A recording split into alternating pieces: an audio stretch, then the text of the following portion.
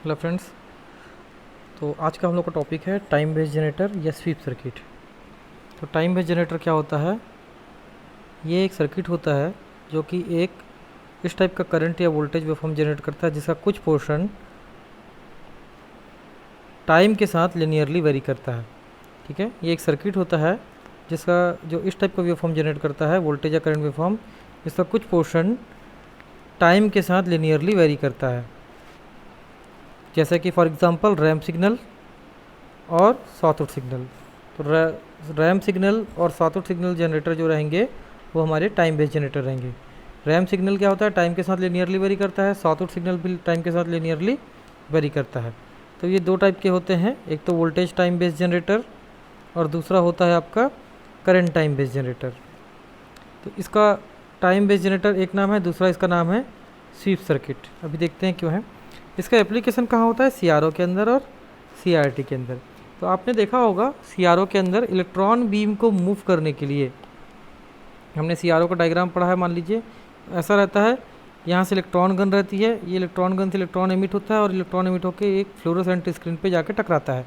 जब वो fluorescent screen पे जाके टकराता है इलेक्ट्रॉन बीम, ये लेट्स से फ्रंट व्यू है स्क्रीन का, तो एक स्पॉट, एक ब्राइटनेस क्रिएट करता है।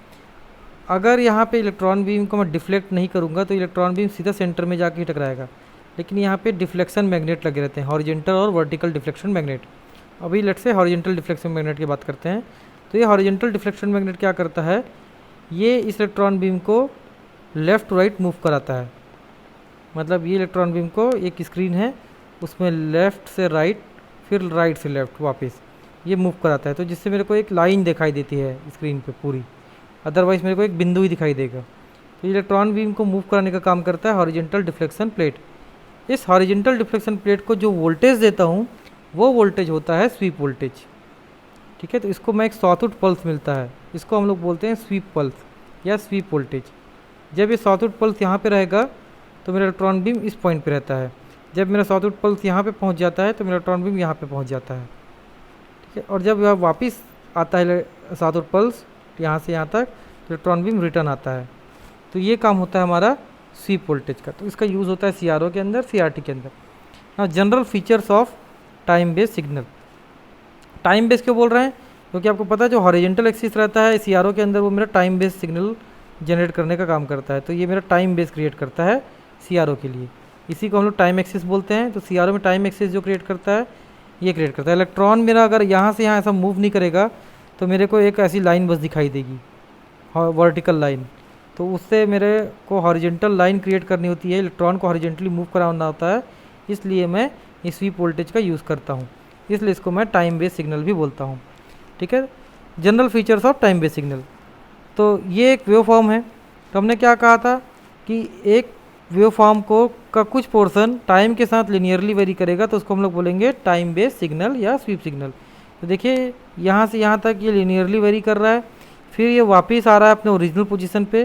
तो जिस टाइम पे ये 0 से लेके कुछ पोजीशन तक लिनियरली वेरी करता है उस टाइम को बोलते हैं हम लोग स्वीप टाइम। और जब ये हाई वैल्यू से पे जाता है उसके बाद नीचे आता है अपने ओरिजिनल पोजीशन पे, उसको मैं बोलता हूँ रिट्रेस टाइम या रिटर्न टाइम। ठीक है, आइडियल केस में प्रैक्टिकल केस में ये ऐसा सिग्नल रहता है, लेकिन आइडियल केस में जो सिग्नल रहता है वैसा रहता है। उसमें फ्लाईबैक टाइम की वैल्यू 0 रहती है, यानी कि टीआर की वैल्यू 0 रहती है। मतलब सिग्नल इस टाइप से लीनियरली वेरी किया, एक हाई वैल्यू तक गया, तुरंत वापस अपने ओरिजिनल पोजीशन पे आ गया। बट प्रैक्टिकल केस में ऐसा मिलना मुश्किल है। Now in practical it is not possible to generate very linear waveform. इस टाइप का लीनियर वेवफॉर्म जनरेट करना पॉसिबल नहीं है। वेवफॉर्म ऐसे टाइप का जनरेट होगा, ठीक है, इतना लीनियर वेवफॉर्म जनरेट नहीं होगा, इस टाइप का वेवफॉर्म जनरेट होगा। ठीक है, तो इस टाइप से आइडियल वेवफॉर्म जनरेट करना पॉसिबल नहीं है, कुछ ना कुछ नॉन लीनियरिटी वेवफॉर्म के अंदर आती है। तो अब ये वेवफॉर्म कितना डेविएट करता है अपनी लीनियरिटी से, उसके ऊपर हम लोग 3 एरर निकालते हैं। मतलब ये वेवफॉर्म आना चाहिए था लीनियर, बट एक्चुअल वेवफॉर्म ऐसा आ रहा है। तो ये जो स्टैंडर्ड वेवफॉर्म है ये है एक लीनियर वेवफॉर्म है, लेकिन हमारा जो वेवफॉर्म आया नॉन लीनियर। तो इससे कितना डेविएशन आ रहा है लीनियरिटी के साथ, उसको हम लोग बोलते हैं एरर। ठीक है, कितना एरर आ रहा है, कितना लीनियर से कम वो दूर है अपने। तो वो एरर 3 टाइप के होते हैं। पहला एरर होता है स्लोप एरर या स्वीप स्पीड एरर, जिसको मैं ये से रिप्रेजेंट करता हूँ। दूसरा होता है डिस्प्लेसमेंट और तीसरा होता है ट्रांसमिशन एरर। अब इसे एरर को देखते हैं। सबसे पहले स्लोप एरर। स्लोप एरर क्या बोलता है? It is a difference in the slope at the beginning and at the end of the SVEEP divide by initial value of the slope. तो क्या होगा, अगर कोई स्टैंडर्ड सिग्नल है तो उसका एक स्लोप है मान लीजिए यहाँ पे, तो वो स्लोप आखिरी तक सेम रहेगा अगर वो लीनियर वेवफॉर्म है। तो अगर वेवफॉर्म नॉन लीनियर है तो लास्ट में जाते जाते उसका स्लोप चेंज हो जाएगा। स्टार्टिंग में स्लोप कुछ और रहेगा और एंड पॉइंट पे जाके स्लोप कुछ और रहेगा। इस पर्टिकुलर टाइम को मैं बोल रहा हूँ स्वीप टाइम। ठीक है, तो देखिए इसका डेफिनेशन क्या है? Difference in the slope at the beginning and at the end of the SVEEP. मतलब बिगिनिंग में कितना स्लोप है और एंड पॉइंट में कितना स्लोप है। तो लेट से इसको मैं रिप्रेजेंट कर रहा हूँ वी नॉट से, तो d V naught by d t मेरा स्लोप को बताएगा, and d V naught by d t at time T equal to zero initial slope है, minus d V naught by d t at time T equal to T s मेरा end point का slope है, इस point पे slope है, divide by d V naught by d t at time T equal to zero. ये इसका definition है। दूसरा होता है displacement error. It is the maximum difference between actual sweep voltage and linear sweep voltage which passes through the beginning point and the end point of the actual sweep. ये क्या बोल रहा है? It is the maximum difference between actual sweep voltage and linear sweep voltage which passes through beginning point and the end point of the actual sweep voltage divided by amplitude of the sweep at the end of the sweep time। so मान लीजिए, इससे समझ नहीं आया होगा आपको, तो actual में मेरा वोल्टेज आया ऐसा, मैंने एक वोल्टेज जनरेट किया, ये वोल्टेज आया ऐसा, ये मेरा एक्चुअल स्वीप है, जो एक्चुअल वोल्टेज मैं प्रोड्यूस किया हूँ वो। लेकिन मेरे को सिग्नल कैसा आना चाहिए था? ऐसा, एक लीनियर वेवफॉर्म इस टाइप से। तो देखो क्या बोल रहा है? It is the maximum difference between actual sweep, ठीक है, it is the maximum difference between actual sweep and the ideal sweep, या लीनियर स्वीप बोल रहा है यहाँ पे ये, and the linear sweep voltage which passes through starting point and the end point of my actual sweep. ऐसा linear waveform जो मेरा स्टार्टिंग पॉइंट और end point of my actual sweep से पास हो रहा है। इस सिग्नल और इस सिग्नल के बीच में जो मैक्सिमम डिफरेंस होगा, लेट से ये सिग्नल वी एस है, स्मॉल वी एस, ये सिग्नल वी एस डैश है, तो V S minus V S dash maximum divide by and point पे जो इसका एम्पलीट्यूड है, लेट से we s, capital V S, वो हमारा होगा डिफरेंशियल एरर। समझ आया? एक्चुअल वोल्टेज और लीनियर वोल्टेज के बीच में जो मैक्सिमम कितना डेविएशन आ रहा है, मैक्सिमम डिफरेंस कितना है दोनों के बीच में, ये मेरा आइडियल वोल्टेज है जो स्टैंडर्ड लीनियर लाइन है, और ये वोल्टेज वो है जो मैंने को अपना प्रैक्टिकल सर्किट से मिला है। आइडियल ऐसा होना चाहिए था लेकिन आइडियल तो मिल नहीं सकता, तो मेरे को प्रैक्टिकली ऐसा मिला है। इन दोनों के बीच में, एक्चुअल और आइडियल के बीच में जो मैक्सिमम डिफरेंस है उसको मैं बोल रहा हूँ डिफरेंशियल डिस्प्लेसमेंट एरर, और इसको डिनोट कर रहा हूँ ये। Third one, transmission error. मान लो, ट्रांसमिशन एरर क्या बोलता है? मान लो कि मैंने एक एक्चुअल स्वीप वोल्टेज जनरेट किया, लीनियर स्वीप वोल्टेज ऐसा, लेकिन क्या होता है, जिस वोल्टेज को मैं बहुत सारे फिल्टर वगैरह से पास करता हूँ, अगर मैं इसको एक हाई पास फिल्टर से पास करता हूँ, मान लो किसी टाइम इस जो सर्किट है, ये सिग्नल है, वो हाई पास फिल्टर से पास हो जाता है। हाई पास फिल्टर से पास होता है तो क्या होता है, ये सिग्नल ऐसा हो जाता है, ठीक है, तो ये सिग्नल ऐसा हो जाता है, मतलब ये सिग्नल एक्चुअल में ऐसा हो जाता है, होना चाहिए था ऐसा, हो जाता है ऐसा। तो देखो इस पर्टिकुलर टाइम पे, time T equal to T S पे, इसका मैग्नीट्यूड होना चाहिए था इतना वी एस डैश, लेकिन मैग्नीट्यूड मिला मेरे को वी एस। एक्चुअल मैग्नीट्यूड मेरे को कितना मिल रहा है? V S. आइडियल मैग्नीट्यूड कितना होना चाहिए था? V S dash. बट कुछ सर्किट से इसको पास किया, उस सर्किट ने इसकी लीनियरिटी में चेंज किया आखिरी पॉइंट पे जाके, जिसके कारण मेरा का जो मैग्नीट्यूड था एक्चुअल से, जो मेरे को एक मैग्नीट्यूड कम मिल रहा है। तो ये जो मैग्नीट्यूड में जो डिफरेंस आता है, लीनियर मैग्नीट्यूड और एक्चुअल मैग्नीट्यूड में जो डिफरेंस आता है, उसी को बोलता हूँ मैं ट्रांसमिशन एरर, ठीक है। तो इसका वैल्यू होता है difference between input and output at the end of the SVEEP. Input point और आउटपुट पॉइंट में मेरा कितना स्वीप में डिफरेंस आ रहा है। इनपुट क्या था मेरा? ये सिग्नल था इनपुट, ठीक है। स्वीप टाइम पे इसका मैग्नीट्यूड कितना था, वी एस डैश। इसको हाई पास फिल्टर से पास किया तो आउटपुट मेरे को क्या मिला, ये स्वीप टाइम पे इसका मैग्नीट्यूड हो गया V s. Difference between input magnitude and output magnitude at the sweep time. Sweep time पे इनपुट का मैग्नीट्यूड कितना है और आउटपुट का मैग्नीट्यूड कितना है, उन दोनों का जो डिफरेंस है उसको बोल रहा हूँ मैं आपका transmission error, divide by input at the end of the SVEEP. Input at the end of the SVEEP, तो ये हो जाएगा V S dash minus V S upon V S dash. ठीक है, तो ये मेरे 3 एरर हो गए। एक हो गया स्लोप एरर, स्लोप में कितना एरर आता है। दूसरा होता है डिस्प्लेसमेंट एरर, मैक्सिमम कितना डिस्प्लेस हुआ है मेरा एक्चुअल से, आइडियल से मेरा कर्व। और एक होता है ट्रांसमिशन एरर, एक को अगर मैं ट्रांसमिट कर रहा हूँ एक फ़िल्टर से तो आउटपुट में कितना चेंज आ गया, उसके उस सिग्नल में कितना चेंज आ गया, वो होता है मेरा आपका ट्रांसमिशन एरर। ठीक है, नाउ एक्सपोनेंशियल स्वीप सर्किट। तो एक बहुत टाइप से स्वीप सर्किट होते हैं जो कि स्वीप वोल्टेज जनरेट करते हैं। उसमें से एक टाइप जो हमारे सिलेबस में है वो है एक्सपोनेंशियल स्वीप सर्किट।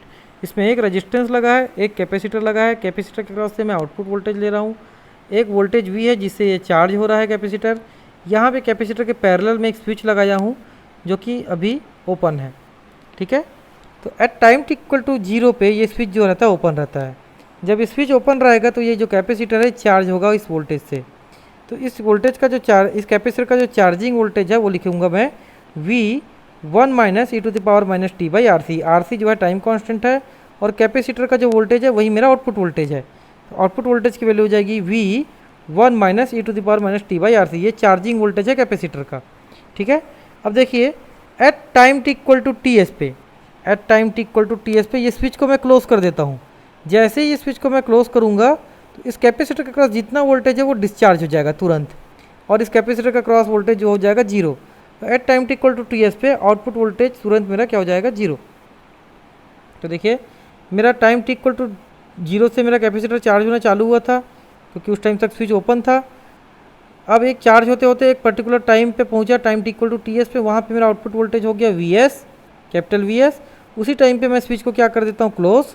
जैसे ही स्विच को क्लोज करता हूँ उसे कुछ सेकंड्स बाद मेरा आउटपुट वोल्टेज पूरा 0 हो जाता है। ठीक है, तो मैंने क्या किया, 0 से लेके टाइम टी एस तक यहाँ पे एक वेवफॉर्म जनरेट किया। इसको मैं बोल रहा हूँ स्वीप वेवफॉर्म। ये अप्रॉक्सीमेटली लीनियर है, कंप्लीट लीनियर नहीं है बट अप्रॉक्सीमेटली लीनियर है। ठीक है, इसको मैं बोल रहा हूँ स्वीप वेवफॉर्म। अब ये देखते हैं कि हमने एक वोल्टेज जनरेट किया है जिसको मैं बोल रहा हूँ स्वीप वोल्टेज।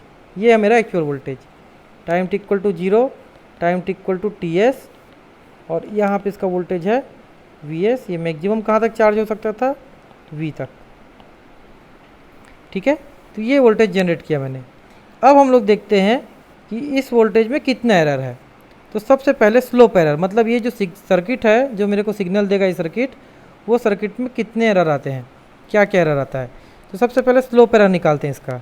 तो स्लोप एरर निकालने के लिए मैं क्या करता हूँ, हमारा जो वी नॉट है उसका क्या इक्वेशन है, V naught is equal to V1 minus e to the power minus T by R C. इसका डेफिनेशन क्या है स्लोप एरर का। स्लोप एरर का डेफिनेशन है स्टार्टिंग पॉइंट पे आउटपुट वोल्टेज का स्लोप कितना है और एंड पॉइंट पे आउटपुट वोल्टेज का स्लोप कितना है, दोनों का difference divide by starting point पे कितना स्लोप है। देखिए d V naught by d t at time T equal to 0 minus d V naught by d t at time T equal to T s divide by d V naught by d t at time T equal to t 0। तो मेरे पास output voltage है ये, इसका starting point पे मैं slope निकाल लूँगा। तो डी इसका स्लोप निकालने के लिए क्या करूँगा, इसको डिफ्रेंशिएट करेंगे। तो d V naught by d t इसका स्लोप बता रहा है, डिफ्रेंशिएट करने से मेरे को वैल्यू आई इतनी V by R C e to the power minus T by R C. अब स्टार्टिंग पॉइंट पे slope time T equal to 0 पे इसका स्लोप था वी बाई आर सी, मतलब इसका slope V by R C था स्टार्टिंग पे। अगर ये पूरा लीनियर रहता है तो आखिरी तक यही स्लोप रहता, लेकिन ये नॉन लीनियर सिग्नल, बीच में इसका लीनियरिटी चेंज हो गया। ठीक है, तो आखिरी पॉइंट तक जाते जाते इसका स्लोप चेंज हो गया। Time T equal to T S पे इसका स्लोप कितना है, time T equal to T S पे इसका स्लोप आता है इतना V by R C e to power minus t S by R C. अब इन दोनों का डिफरेंस निकालता हूँ, इसमें वैल्यू रख दो, ये मेरा स्लोप एरर है। इसमें d V naught by d t time T equal to 0 पर जो वैल्यू आई है, d V naught by d t time T equal to T s पर जो वैल्यू आई है वो वैल्यू रख देते हैं। ठीक है, यहाँ पे इसकी वैल्यू, इसकी वैल्यू और इसकी वैल्यू, ये सब वैल्यू इक्वेशन 2 और 3 से रख दो। तो ई एस की वैल्यू आ जाती है इतनी V by R C minus V by R C e to power minus t S by R C upon V by R C. अब देखिए यहाँ से V by R C common ले लेते हैं सब जगह से, तो ई एस की वैल्यू बचती इतनी। अब देखिए ई टू पावर एक्स, ये e to power minus t S by R C है ना, ई टू पावर एक्स का एक्सपेंशन क्या होता है, ये 1 + x + x square by factorial 2 + x cube by factorial 3 and so on. तो ऐसे ही यहाँ पे x की जगह पे इस इक्वेशन में क्या है, minus t S by R C दिख रहा है, यहाँ पे x की जगह पे ये है। तो इसको एक्सपेंड करूँगा इस टर्म को, तो ये एक्सपांड होगा ऐसा 1 - T S by R C plus T S by R C का whole square factorial 2 and so on. अब मैं पूरे हायर ऑर्डर टर्म को निगलेक्ट कर देता हूँ, तो केवल इतने ही टर्म को लेके चलता हूँ।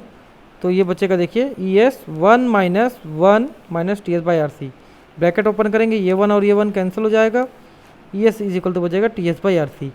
तो ई एस आ गया t S by R C, तो मेरे को मिल गया स्लोप एरर। अभी कहानी ख़त्म नहीं हुआ है।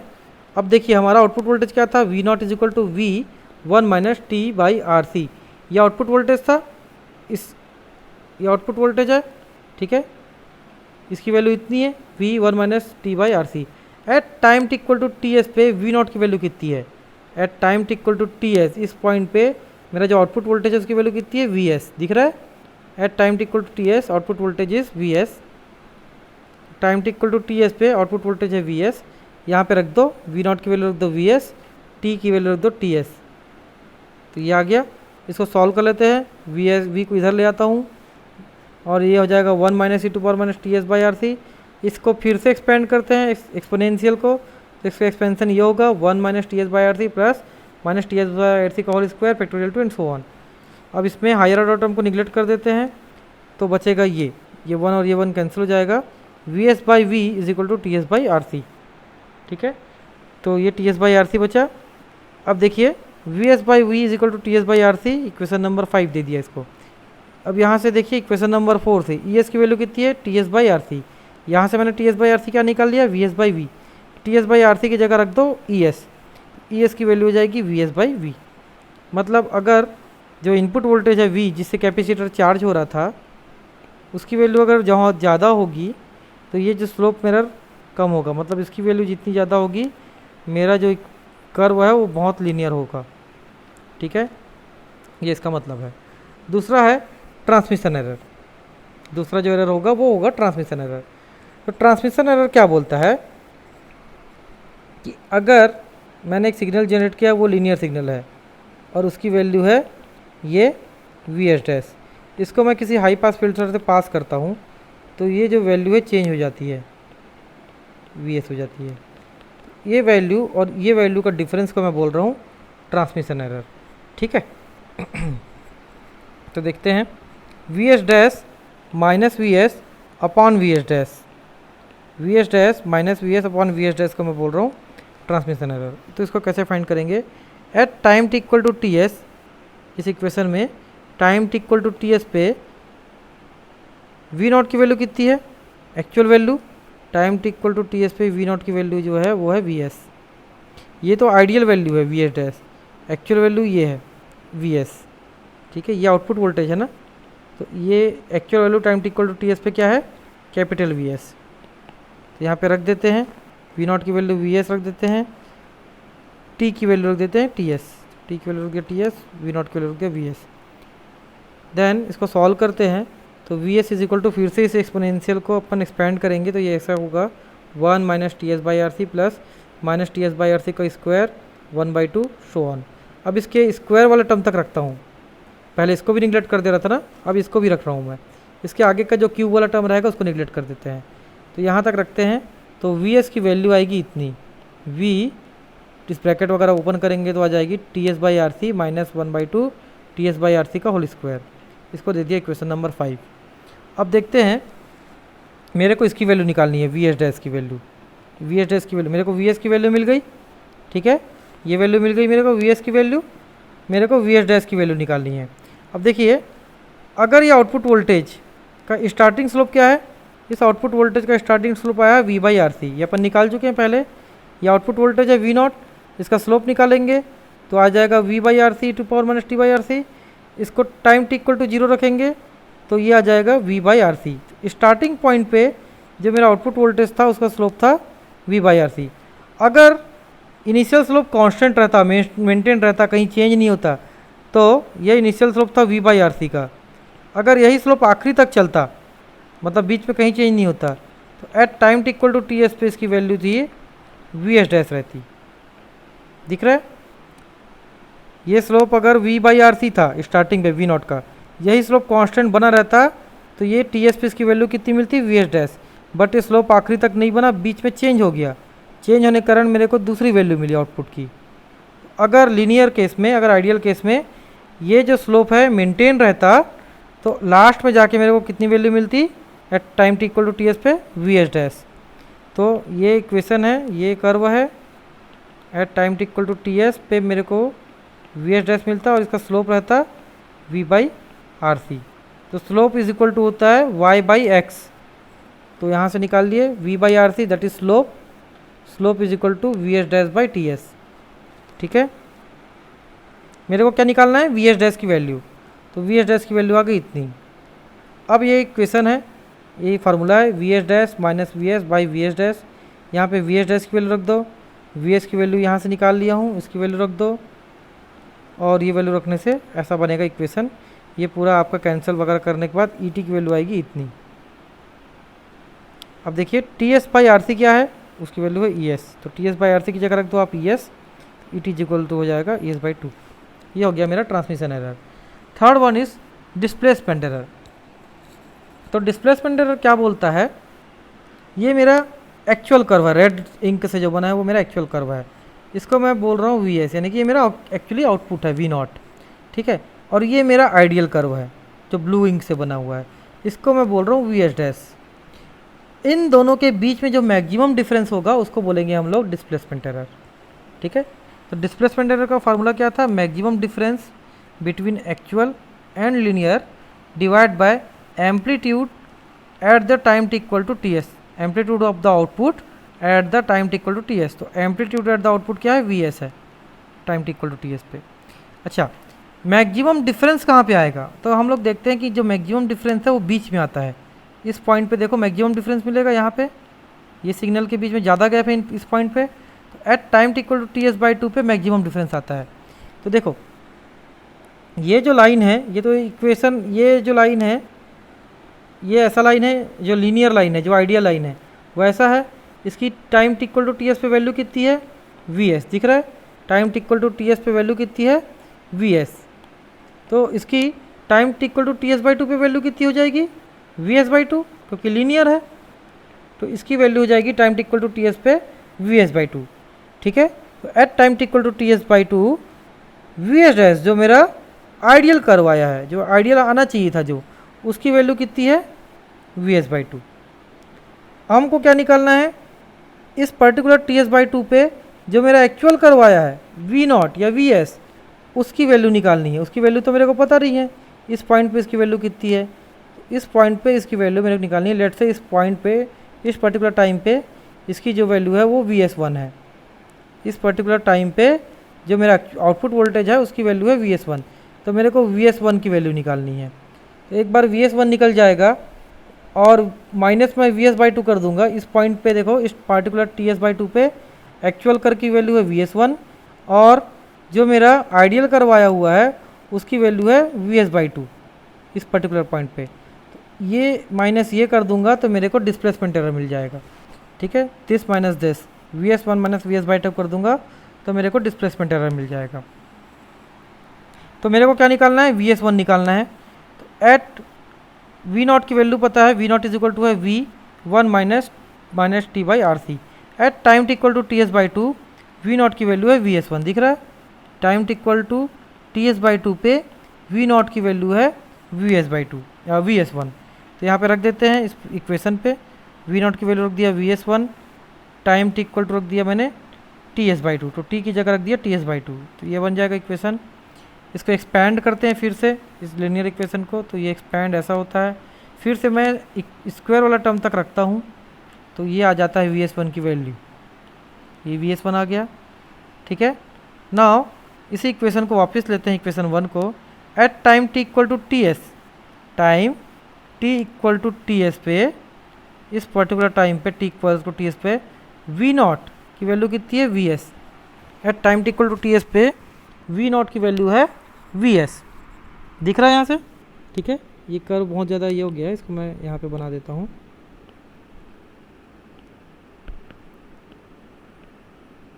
ठीक है, ये हमारा एक्चुअल है जो आया है, और ये जो है मान लेते हैं ग्रीन कलर से बना रहा हूँ, ये जो है लीनियर है। Time T equal to T S पे इस दोनों की वैल्यू है V S. Time T equal to T S पे दोनों की वैल्यू क्या है, V S. Time T equal to T S by two पे, जहाँ पे मैक्सिमम डिफरेंस मिलेगा मेरे को, time T equal to T S by two पे ये ग्रीन वाला जो कर्व है उसकी वैल्यू है वी एस बाई टू, और ये जो कर्व है जो हमारा एक्चुअल आउटपुट है उसकी वैल्यू है वी एस वन। ठीक है, तो time T equal to T S by two पे ये जो आइडियल कर्व है उसकी वैल्यू है V S by two. Time T equal to T S by two पे जो मेरा एक्चुअल कर्व है जो ब्लू इंक से है उसकी वैल्यू है वी एस वन। तो मैं वी एस वन की वैल्यू निकाल लिया हूँ यहाँ से। ठीक है, तो वी एस वन की वैल्यू निकल गई है यहाँ से।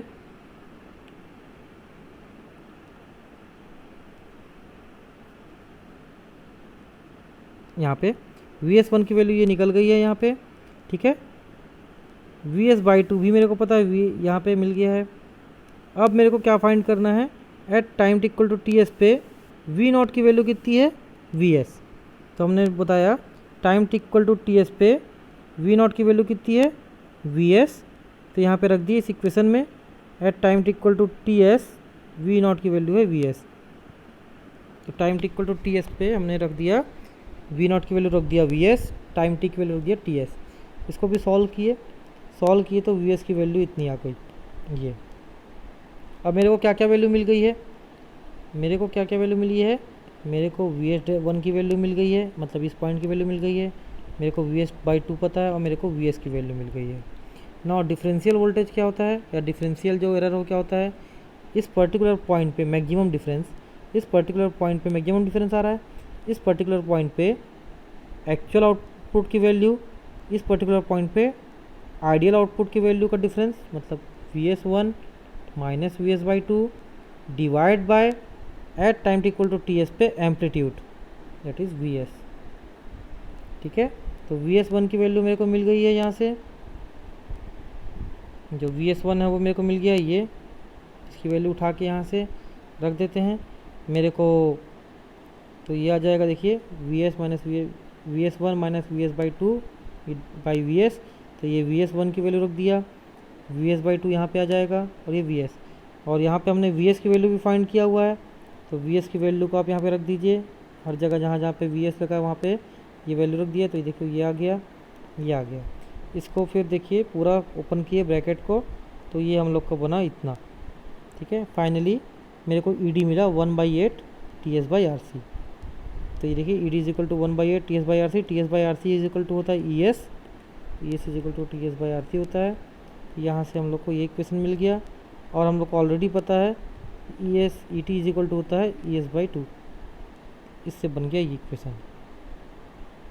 ठीक है, सो ये हमारा आपका एक्सपोनेंशियल